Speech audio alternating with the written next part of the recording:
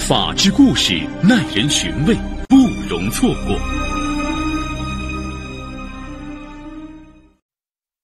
2007年下学期开学不久，16岁的女学生黎明艳看着自己越来越胖的肚子，欲哭无泪。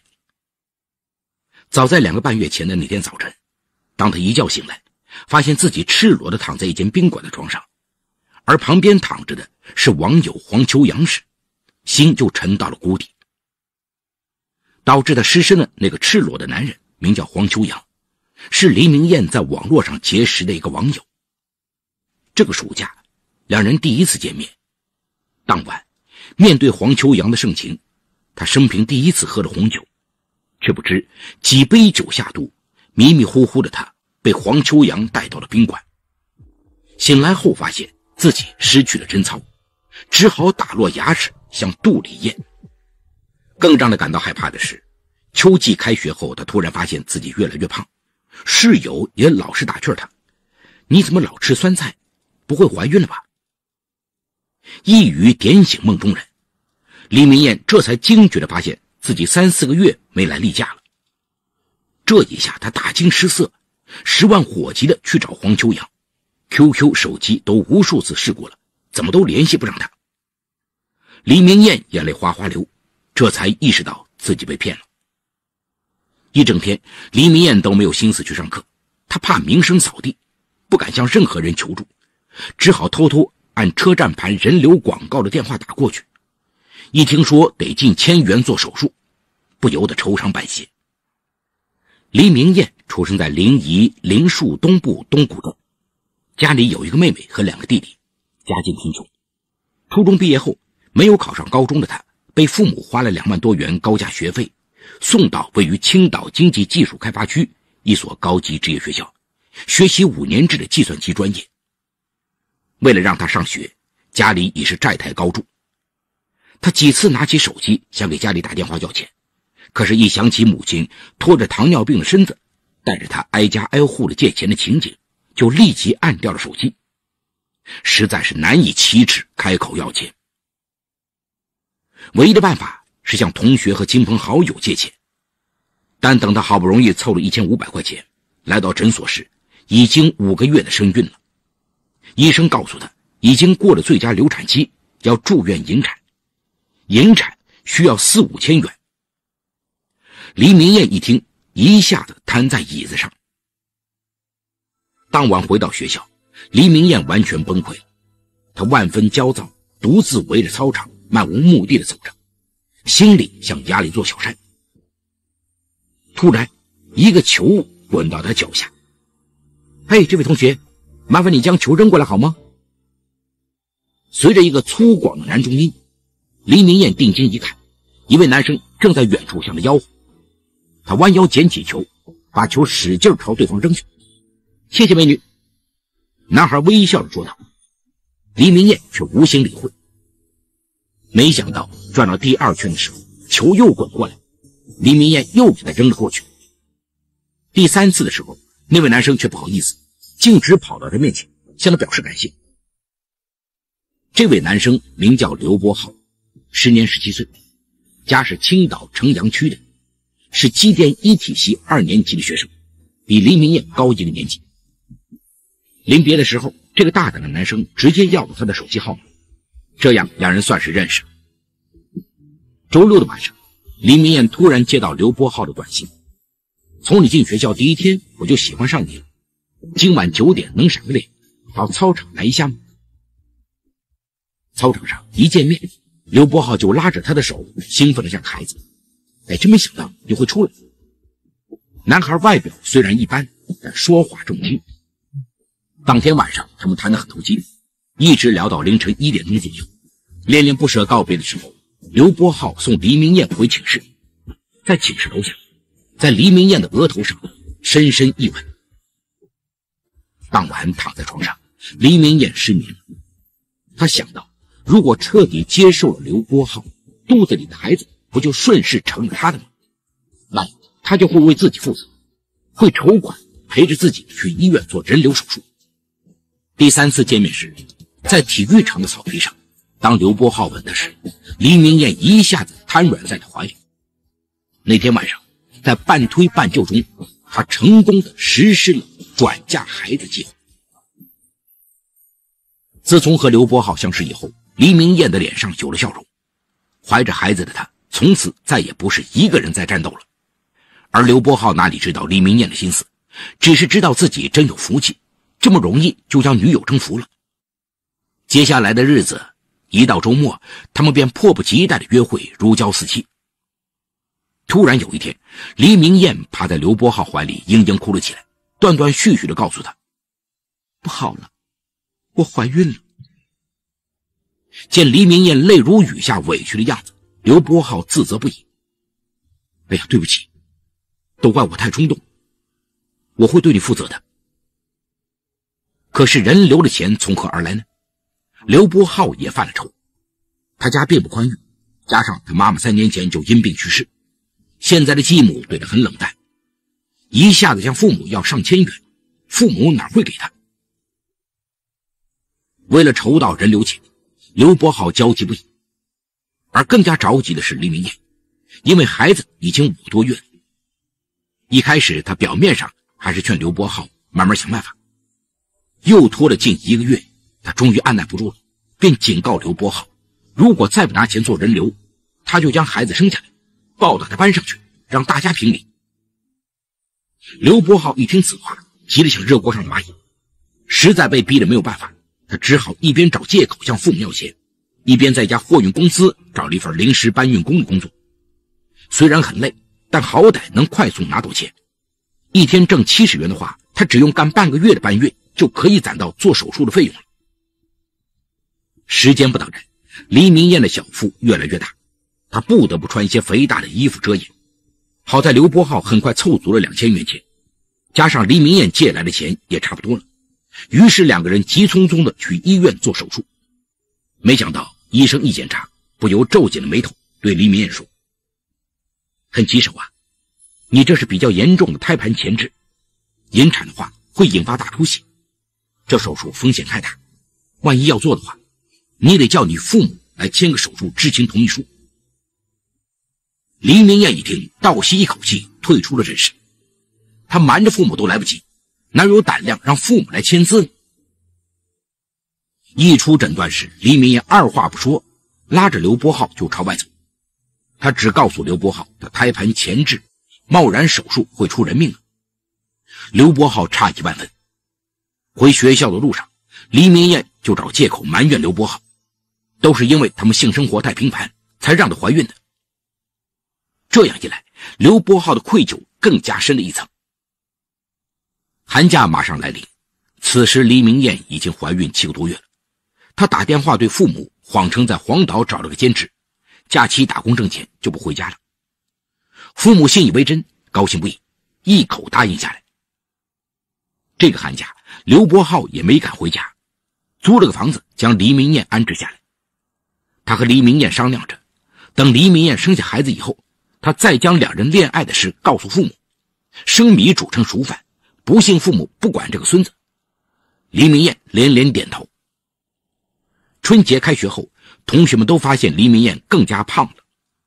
此时黎明艳已经别无选择了，到了临盆的最后一段日子，他干脆请病假不尽孝了。2008年4月28号，黎明艳突然剧烈腹痛，刘伯浩立即将他送到开发区一家小诊所。在这家小诊所里，经过整整3个小时的痛苦挣扎后，孩子咕咕坠地了。看着这个大胖小子，黎明艳欣慰之余却有些心酸。由于未到法定婚龄，没有领证，没有婚礼，没有亲友的祝福，更没有蜜月旅行，她成了未婚妈妈。更让黎明艳气愤的是，刘伯浩的继母得知他们的事情以后，继母非常反对。她原本就嫌弃黎明艳是来自穷困农村的女孩，现在得知2人将生米煮成了熟饭，竟然蛊惑刘父。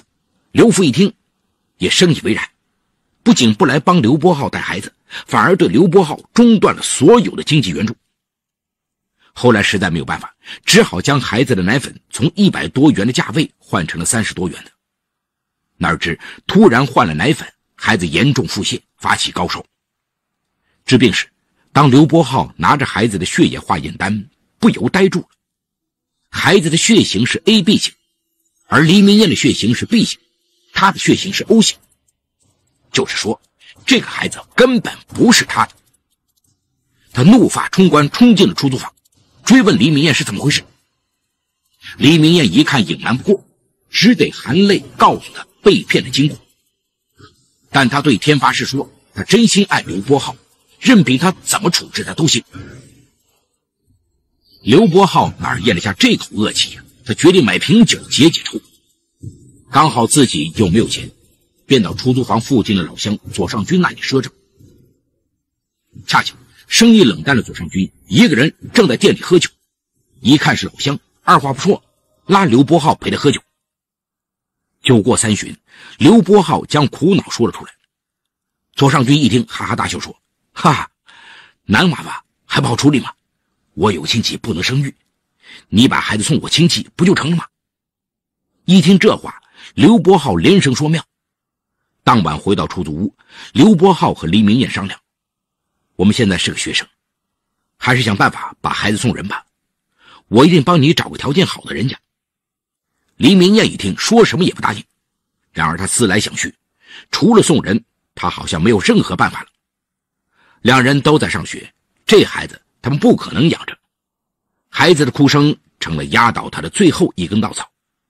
与其让孩子跟着自己受罪，还不如送人。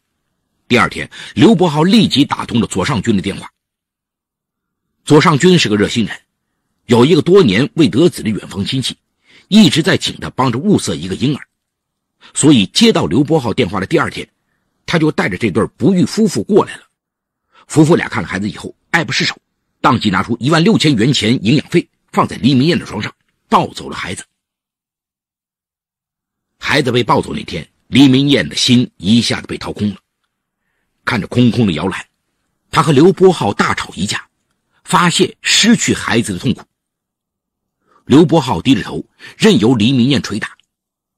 此后，也许是感觉对不起黎明艳，刘伯浩对黎明艳反而更好了。这年秋天，刘伯浩毕业了，由于实习时得了厂家的青睐，想将他调到市区总部进修。而黎明艳还没有毕业，两人一商议，干脆让黎明艳去市区以实习的名义打工算了，只有这样两人才能继续在一起。于是黎明艳跟着刘伯浩来到市区。由于手头还有孩子换来的1万多块钱，所以两人初入社会过得很潇洒。不到4个月，16000元被两人挥霍一空，日子再次捉襟见肘起来。穷得叮当响时，更让黎明艳头疼不已的事情又发生了。2008年底，她不慎又怀孕了。黎明艳头都大了。谁知刘伯浩得知黎明艳怀孕的消息后，激动地大叫着：“太好了，太好了，我要当爸爸了！”得知黎明艳想打掉孩子，他坚决不同意。这孩子不能打，他可是我们俩的第一个孩子。再说我都毕业了，你虽然没毕业，也跟已经毕业差不多，为什么不能生孩子？他软磨硬泡，坚持要把孩子生下来。2009年1月，正当两人为打不打掉孩子的事儿斗嘴时，一天上午，刘伯浩上班时发现厂里正在放鞭炮。原来他们厂即将拆迁，搬到郊区去，这里将建经济适用房，本厂职工交足6万元首付可优先购房。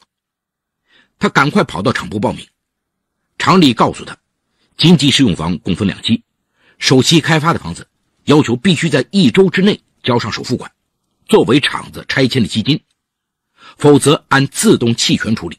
第2期开发的房子也必须在2009年10月1号前交齐6万元首付，那是最后一次机会，过期便没有机会了。回到家，刘伯浩将消息一说，黎明艳也兴奋不已，因为他和刘伯浩恋爱的事一直瞒着家里人，除了怕家人责备外，还因为出租房条件太差。现在如果能买个房子，父母一定很高兴女儿找到了好归宿，会高兴的大张旗鼓摆酒结婚，一家人脸上都有光。好机会不容错过，刘伯浩立即打电话给父亲求助，结果父亲一接电话就撂了，你一天不和那个乡下女孩分手，你就一天休想找我提钱的事儿。刘伯浩一筹莫展，眼看着首期交房款的时间只剩下3天了，刘伯浩只好硬着头皮一页页翻找手机电话簿，一个不落的打电话借钱。无意中竟然翻到了左尚军的电话。电话拨通后，刘伯浩吞吞吐吐的向着说借钱。谁知左尚军一接电话就急切地问道：钱我暂时没有，你同学朋友里边还有没有生孩子送人的？我一个朋友急着收养一个男孩，一个孩子4万元往上走。刘伯浩心里咯噔一下，当晚便对黎明艳感叹道：原来生孩子挣钱也是个门路啊。左尚军说，现在一个孩子4万元往上，我们只用生个孩子，买房的钱就来了。黎明艳知道他的意思，没有作声。由于没能按时筹足6万元，刘伯浩错失了买单位首期经济房的机会，只能想办法在10月份前买第2批。对此，黎明艳也很惋惜。他知道商品房贵得离谱，有人一辈子也买不起。如果赶不上买第2期的经济房，他和刘伯浩的婚房就将遥遥无期。思来想去，黎明艳松动了。思想一通，两人便迅速行动。黎明艳全力保胎，而刘伯浩为了将来孩子卖个好价钱，整天泡在网上看相关信息。有一天，一则帖子吸引了他。本人是未婚妈妈，想将即将出生的宝宝送出抚养，愿有诚心人与我联系，中介远离，非诚勿扰。刘伯浩灵机一动，当即也在青岛一个论坛上如法炮制了一张寻找收养孩子的帖，留下 QQ 号。帖子发出以后，果然有许多网友加他 QQ。有了第一次生子经验，这一次一切都那么顺风顺水。2009年8月8号，黎明艳生下了自己的第2个孩子，而且谢天谢地又是一个男婴。左尚军得知黎明艳又生下一个男孩后，第一时间登了门，向刘伯浩暗示自己还有个亲戚想要个男孩子，这次对方是个大老板，可以出大价钱。刘伯浩故作老练地说：网上好多人都盯着我这个孩子呢，你先看看那老板能给什么价钱，低于5万我不考虑。黎明艳也抱着孩子唱黑脸：你舍得孩子，我不舍得，这一次咱说什么也不能将这个孩子送人。左尚军直摇头说：你们这2个娃娃呀，网上到处是陷阱，风险大得不得了，何况你们哪知道对方买主的深浅。说老实话，我这次帮你们介绍的也是一个熟悉的朋友，要不我也不敢这么做。你们放心，不会让你们吃亏。这一次经左尚军联系，对方买家在电话里表示愿意以4万3千元的价格成交，其中3000元是给左尚军的介绍费。2009年8月25号，左尚军带着买家夫妇上门抱孩子时，孩子哇哇大哭，刘伯浩也忍不住蹲在地上抱头流泪。买家见状，连忙从黎明艳手里抢过孩子，3步并作2步的走掉了。这市场没有不透风的墙，由于他们交易时恰好被一个邻居看到，邻居悄悄到派出所报了警。3天后，青岛市公安局市北公安分局将刘伯浩、黎明艳这对小情侣抓获归案。当得知即使是拿自家孩子换钱也构成了拐卖儿童罪时，两人不由吓得双双瘫软在地。随后，左尚军以及帮着牵线介绍买家的另一个女子也被抓获归案。2010年12月28号，此案在青岛市市北法院经审理判决，被告人刘伯浩犯拐卖儿童罪，判处有期徒刑7年，并处罚金人民币4万元。左尚军犯拐卖儿童罪，判处有期徒刑2年0.6个月，并处罚金人民币1万元。黎明艳犯拐卖儿童罪，判处有期徒刑5年，并处罚金人民币2万元。法庭旁听席上，两家父母悲痛不已，他们怎能料想，半大不大的孩子一旦离开父母，竟然干出这样灭绝人性的傻事，贻误终生。